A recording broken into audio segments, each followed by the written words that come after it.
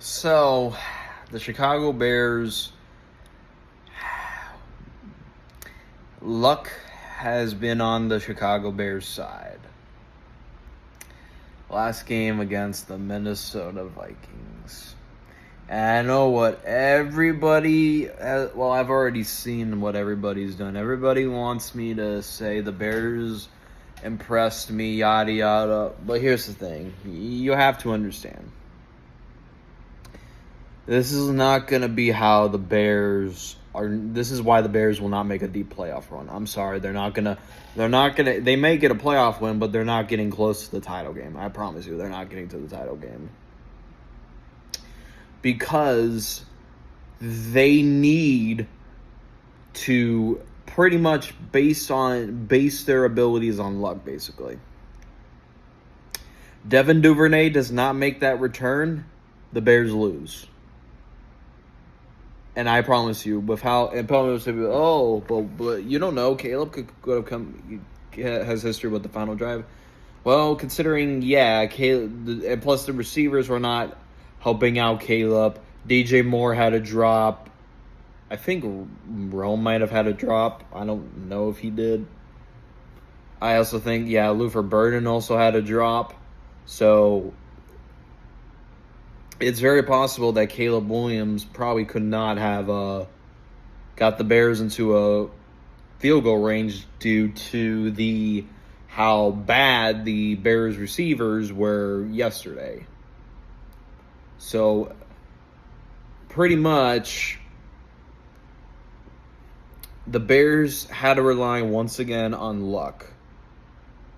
It's always a trend with the Bears. They always find a way to make every game a close competitive game, and they make sure they tend to give us fans where our hearts are literally pounding, saying, "Oh, we experienced this before." The Viking, because I'm gonna be honest with you, I was expecting the Vikings to make a comeback like they did on week 1. So that's how the Bears are. They play with your emotions. They make you think, oh, this is gonna happen. Like I was expecting, the Bears to go 3-0, yada yada. But nah, the Bears once again have a horseshoe up their ass. But and I know everyone's making fun about what I'm wearing, but like I said, I'll give the Bears this. They beat a division rival that they pretty much never beaten before. So, but in the next couple weeks, we're going to see if the Bears are legitimate or not. And pretty much next week does not convince because they're going up against Mason Rudolph, not Aaron Rodgers.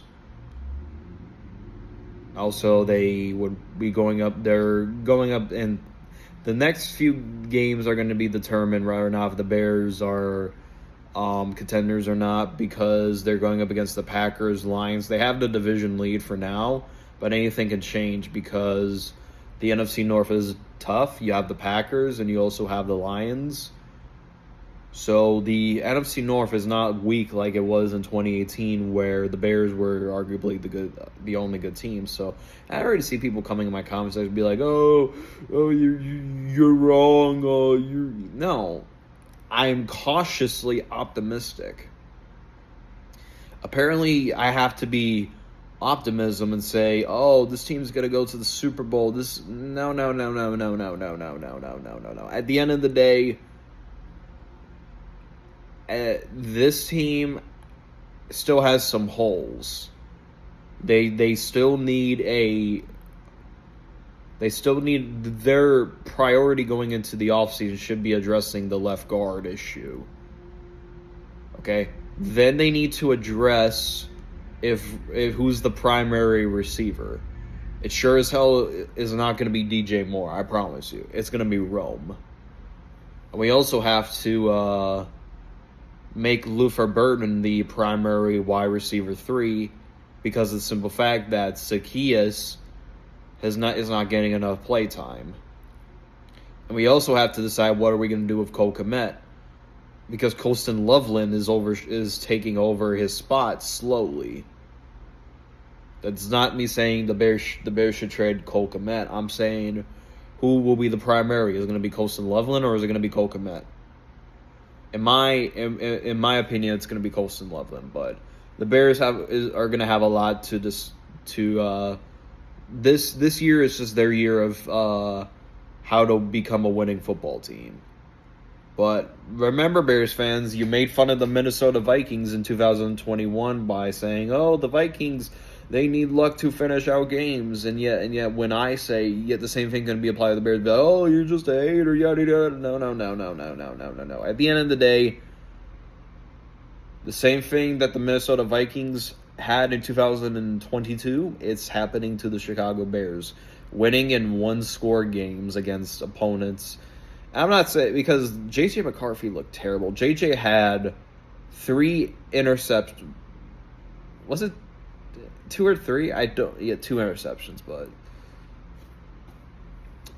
and pretty much the Bears were able to allow the Vikings to able to come back and win. Even though I know divisional games are usually crazy, but when it's all said and done, the Bears should have blew out the Vikings, but.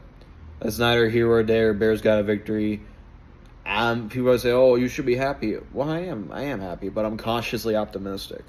And apparently, being cautiously optimistic is a problem in the Chicago Bears fan base. But, anyways, it's been your boy Chicago Sports Talk Michael, and we're gone.